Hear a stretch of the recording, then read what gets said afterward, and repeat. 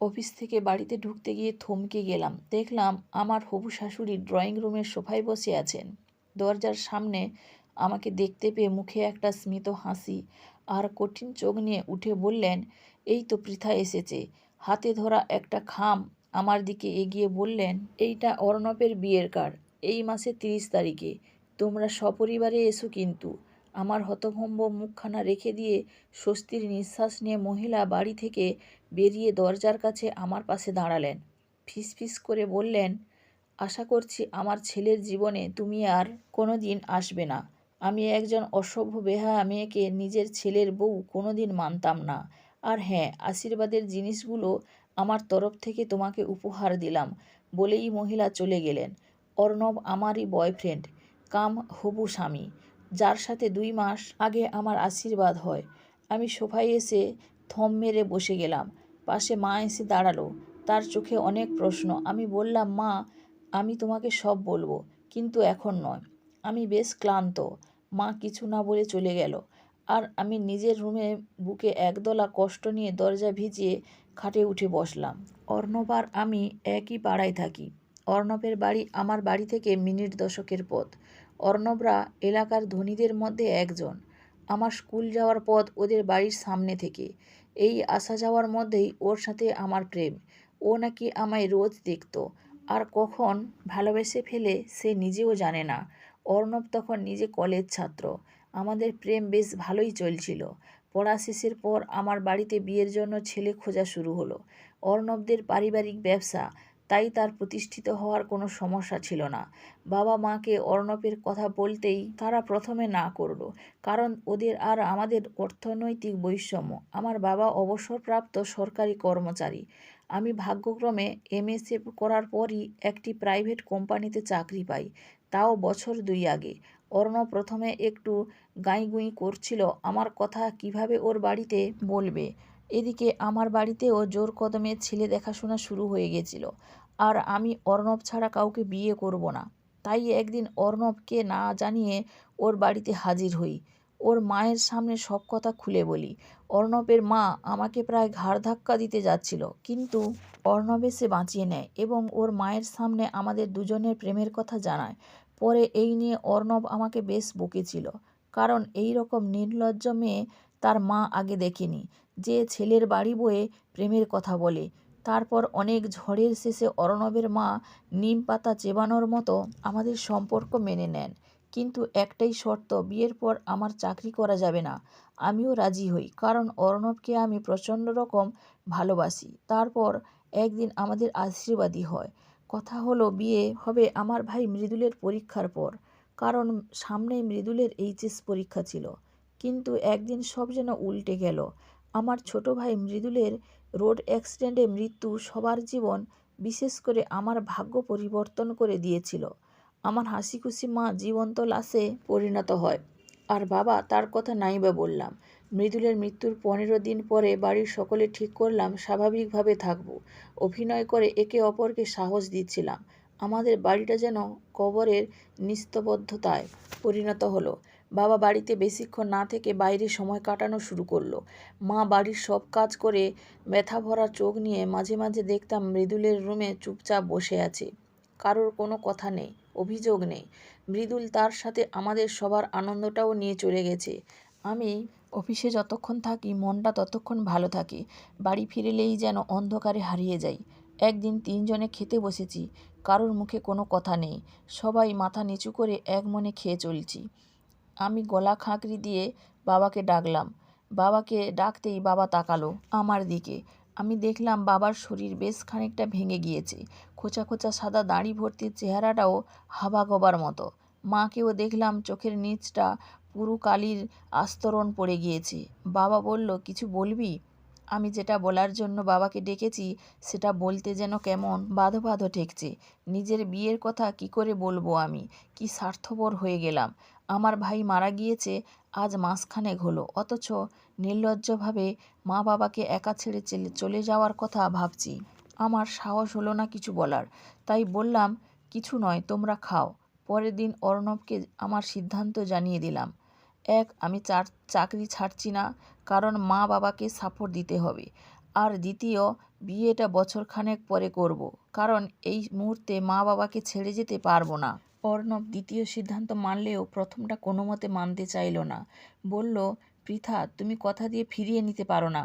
জানি সমস্যা আছে, কিন্তু চিন্তা করো না, আঙ্কেল আন্টির সব দায়িত্ব আমার।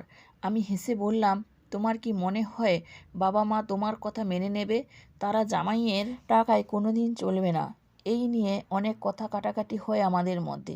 দুজনের অজান্তে যে সূক্ষ্ম ভেড়াজাল তৈরি হচ্ছিল তা সম্পূর্ণ একটি নিচ্ছদ্র প্রাচীর হয়ে ওঠে আগের সপ্তাহে। সপ্তাহখানেক আগে আমি আর আমার বান্ধবী নীলা পাড়ার মোড়ে দাঁড়িয়ে ফুচকা খাচ্ছিলাম। সেদিন অফিস তাড়াতাড়ি ছুটি হয়ে যাওয়ায় বাড়ি ফিরছিলাম। মোড়ে নীলাকে দেখতে পেয়ে ডেকে দুজনে ফুচকা খেতে লাগলাম। দুজনে পুরনো দিনের কথা মনে করে হাসছিলাম। এমন সময় অর্ণবকে দেখি হন্তদন্ত হয়ে আমার দিকে এগিয়ে আসছে। তার চোখে রাগ স্পষ্ট। আমার কাছে এসে দাঁড়ালো, গলায় বেশ ঝাঁঝ নিয়ে আমাকে ডাকলো, অর্ণবদা কেমন আছো? জিজ্ঞেস করলো নীলা। অর্ণব নীলার প্রশ্নের উত্তর না দিয়ে বলল, নীলা, অন্য কোনো একদিন ফুচকা খেও, পৃথার সাথে জরুরি কথা আছে। নীলা অবাক করা দৃষ্টি নিয়ে চলে গেল। আমার কিছু বলার আগেই অর্ণব বলে উঠল, তুমি কি চাও, আমাদের বিয়েটা হোক, হ্যাঁ কি না? আমি বললাম, এই উত্তর তোমার অজানা নয় নিশ্চয়ই? অর্ণব চিবিয়ে চিবিয়ে বলল, ইয়েস অর নো।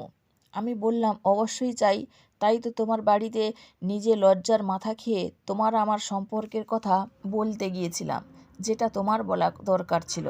অর্ণব বলল, তোমার জন্য আমি মায়ের সামনে মুখ দেখাতে পারছি না। কাল বড় মাসি তোমাকে একটা ছেলের সাথে দেখেছে, খুব নাকি হেসে হেসে কথা বলছিলে। আমার মনে পড়ল, কাল অফিস ব্রেকে অফিসের নিচে একটা চা দোকানে গিয়েছিলাম, আমাদের অফিসের কজন। আমি বললাম, তোমার মাসি আমার সাথে ছেলে দেখলো, পাশে আরও দুজন মেয়ে ছিল, তাদের দেখতে পেল না? অর্ণব রেগেই বলল, আমি কিছুই জানি না, এই সব আর নিতে পারছি না। দিনরাত মা লেগে রয়েছে তোমাকে ছেড়ে দেওয়ার জন্য, আর তুমি তোমার নিজের মতো চলছো।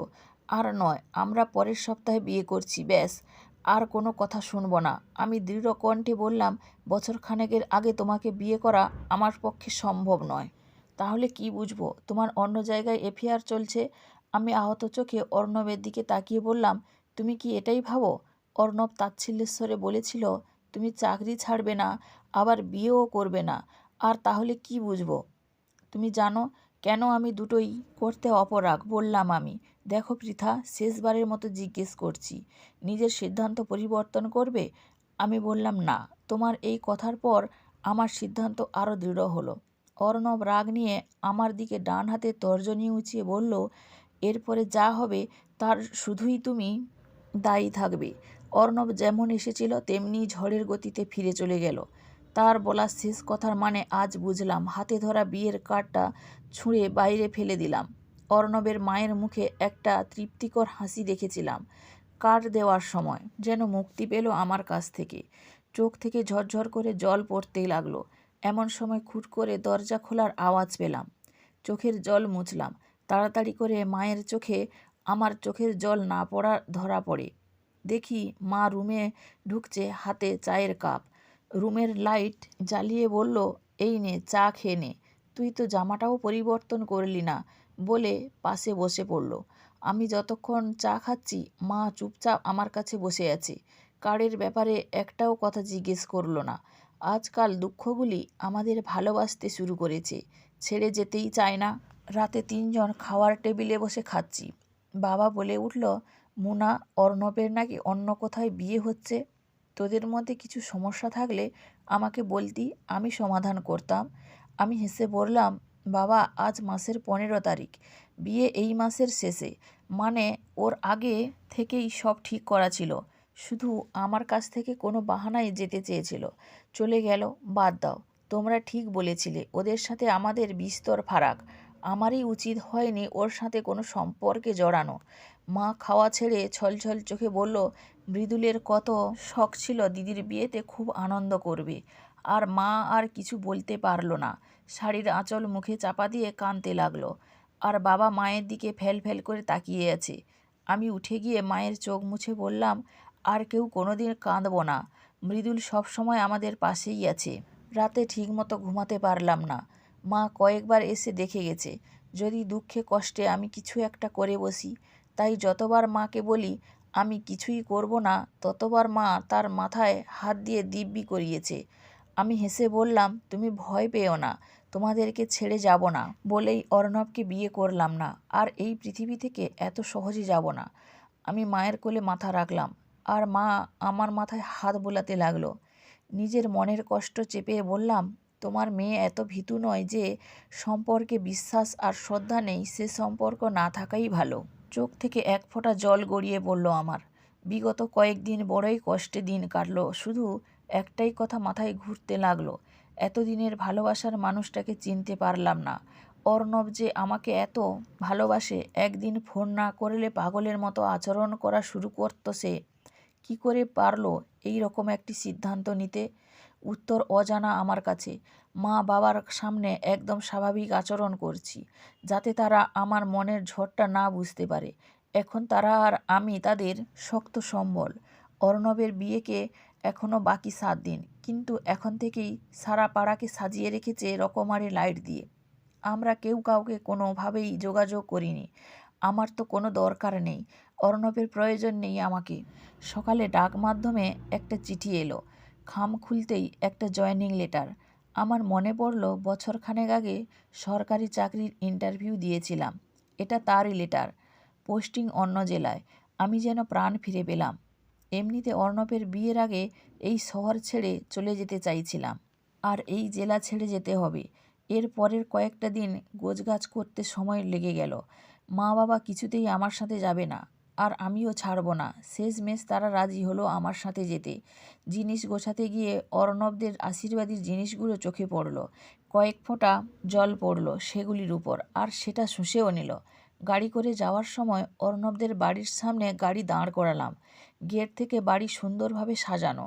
আমার গলা কষ্টে শুকিয়ে গেল, বুকটা মোচড় দিয়ে উঠল। এখানে আমার একটা সংসার হওয়ার কথা ছিল। কোনো রকম গাড়ি থেকে নেমে জিনিসগুলো দারোয়ানের হাতে দিয়ে বললাম এই বাড়ির মালকিনকে দিয়ে দিতে। এক ছুট্টে গাড়িতে উঠে বসলাম, আর গাড়ি চালু হলো। 4 বছর পর আজ অফিস ছুটি।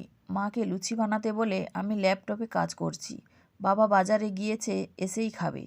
এখন আমরা বেশ স্বাভাবিক, পেছনে ফেলে আসা কষ্টকর দিনগুলো ভুলে গিয়েছি অনেকটা। এখন আমরা খেতে বসলে গোমরা মুখ করি না, হাসি মুখে দিন কাটাচ্ছি। কলিং বেলের আওয়াজে ভাবলাম বাবা এসেছে। দরজা খুলে দেখি অর্ণব।